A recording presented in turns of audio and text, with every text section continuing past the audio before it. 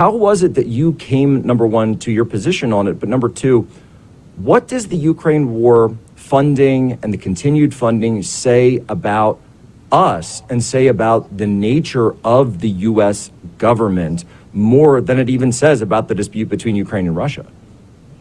I think it has a lot to do with the fact that decision makers here in Washington, including people from both political parties and both houses of Congress, have made a decision to prefer another country half a world away to our own at a time when our country is being invaded. Now, look, it wasn't long ago when Republicans made a promise that we made to ourselves, to each other, to the American people, to our voters, that before we sent another dollar, another dime, or another penny to Ukraine, we would, at a minimum, ensure that our own borders were secure, that we would pass something that would compel Joe Biden to actually do what he's been resistant to do all along, which is enforce the border and force his hand. Yet, here we are, where we've decided to just go ahead and send, pass a bill that sends nearly $100 billion to other countries, while the security of our own country languishes and our own borders remain unsecured. Now, look, I've warned about the risks of Ukraine becoming the next forever war for the United States. Proxy wars, where the United States of America is concerned, where any world power is concerned, eventually have a high likelihood of becoming hot direct wars, not proxy, but hot conflicts. With talks of a potential 10-year bilateral security guarantee on terms potentially even more generous than even those currently afforded to NATO members, which Ukraine, of course, is not a NATO member, the Biden administration's goal of long-term entanglement with Ukraine is becoming abundantly and increasingly clear. It's also clear that this is a move to tie the hands of future presidents and of President Trump when he becomes the 47th president of the United States. Look, the idea that such an agreement can even be struck entirely by the incumbent president of the United States is laughable, and it's hugely constitutionally problematic. It's anti-democratic. It's anti-constitutional, you might say. Such an agreement is tantamount almost to a treaty, and therefore must, without question, be submitted to the Senate as a treaty, and that requires a two-thirds supermajority approval to ratify it. In the meantime, any attempts to circumvent the Senate in that effort should be met with absolute fierce opposition.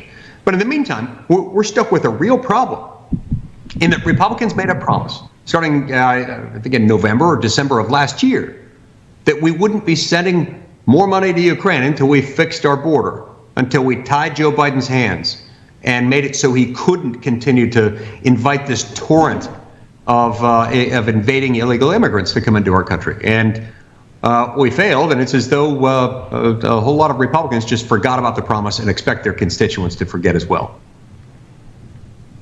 And so this is what is so vexing to me and so confusing, I think, to a lot of people out there, is we can see that there isn't an appetite for there's not some massive groundswell in the United States saying, oh, we need to defend the Ukrainian borders. We need to defend the Ukrainian borders. And I don't mean to moralize this situation. I've been there. I've traveled to these areas. What's going on is horrific.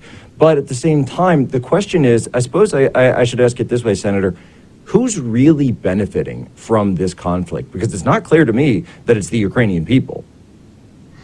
Yeah, in fact, you could say that the Ukrainian people are being thrown into a deeper and deeper conflict that's going to result in even more death and more suffering among the Ukrainian people. And that those who benefit are American politicians who enjoy a momentary season of praise after they appropriate nearly $100 billion to send to foreign countries. And I suppose the biggest single winner would be the military-industrial complex, which benefits to a very obscenely large degree every time we do something like this. So yeah, they're the winners.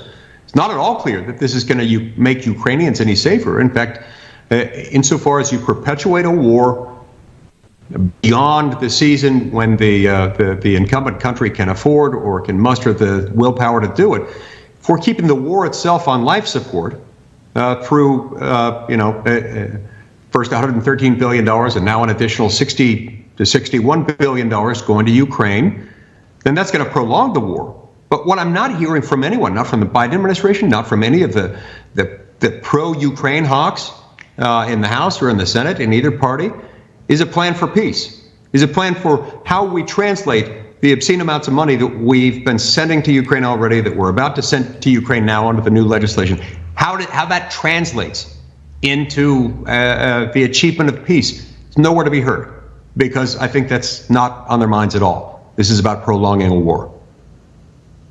That's right. And at the same time, we have this other conflict that's kicked off now with Israel-Gaza.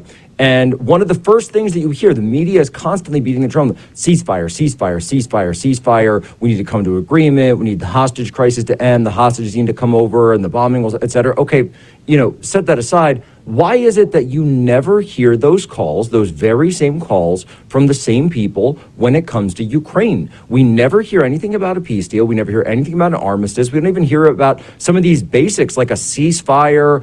They just had Orthodox Easter last weekend. There were no calls for even an Easter ceasefire again this year. I think they had tried a couple of years in the past, but it didn't go so well. And you hear nothing like this from anyone within the United States. And I feel like sometimes I've got whiplash, because you hear someone talking from one end and, we have to minimize and slow this down and get to an end of the Israel-Gaza conflict. And then when it comes to Ukraine, it's, we need to increase this, we need to expand this. What can we do to get more money over there, more bombs? And of course, we hear again and again this talk about potential NATO boots on the ground in Ukraine.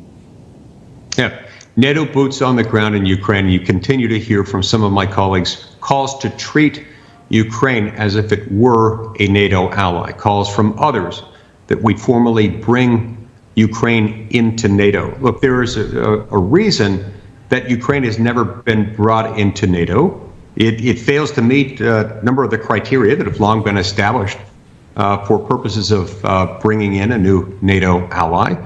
And there are a lot of reasons why we should never do that right now. I mean, when you think about it, bringing Ukraine either formally or as a practical policy choice matter into NATO, what that would trigger an Article 5 NATO obligation for us to go to war with Russia. That would be tantamount from our standpoint, one step away from a declaration of war by the United States against Russia.